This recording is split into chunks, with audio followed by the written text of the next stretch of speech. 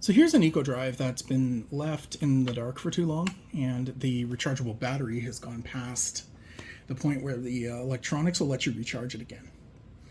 These use a small lithium cell that if it goes dead, it's just I think the charge circuitry maybe doesn't pick up that there's a battery and doesn't send a voltage to. So if you have, one of those cheap case tools and a little bit of time and a variable power supply, you can revive the battery. And so that's what we're going to do today. So there it is. So what you're looking at is the battery is right there. And removal, well, we'll figure that out. Removal is simple. Simpler if you haven't had a lot of coffee. But it should just pop off like that. And be careful that the part doesn't go flying. Luckily, it didn't go very far. So you see that says Panasonic MT920. So I've looked up the data sheet here, and you can see the nominal voltage of the Panasonic MT920 is about 1.5 volts, 4 milliamp hour. So it's a very low capacity battery. I'm just going to take a look at the charge characteristics because it probably requires... my previous watch used a 2-volt battery. So if the nominal voltage is 1.5 volts, we will give it like a volt, 1.2.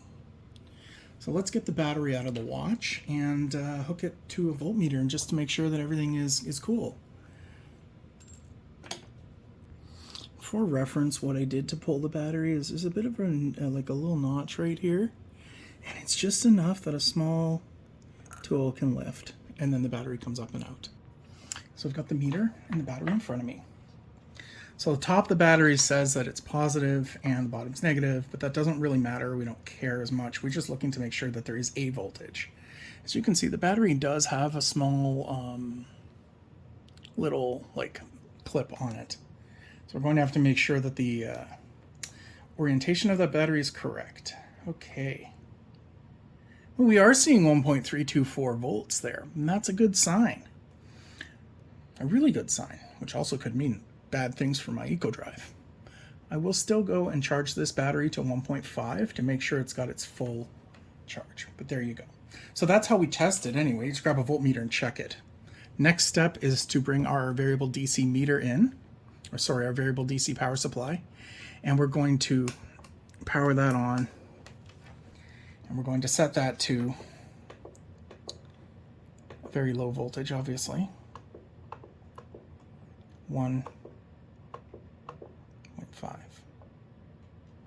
Now, I also like to do things like go down to the current and maybe lock the current so that we don't overjuice the battery. That's important. So I'm going to give this a 2-volt charging voltage, and we're not going to see much current at all. And we're just going to hold it there for maybe a minute or two. That's all. That's essentially all we need to do to juice the battery back up. And what should happen is we should see like a 1.5 volt roughly. This battery's full, so I have a feeling this particular watch may have a different problem. Okay, so how this goes in is you look very carefully, and there's a little notch there, and then down here you're just gonna kind of push this over here and drop it down,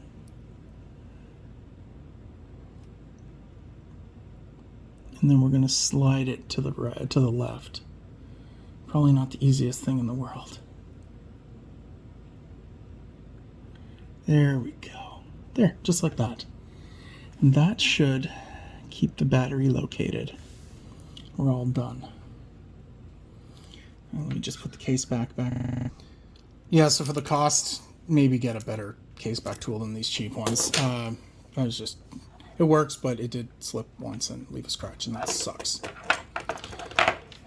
Well, that worked. We're back up and running.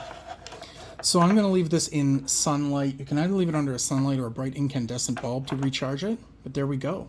Great success. And I'm quite pleased with that because I have another one here, which is a much dirtier watch. I didn't really want to show anybody, but this one is one of my favorite old watches, and it has the same problem. So I hope that was helpful. I mean, I know that you do need some special equipment.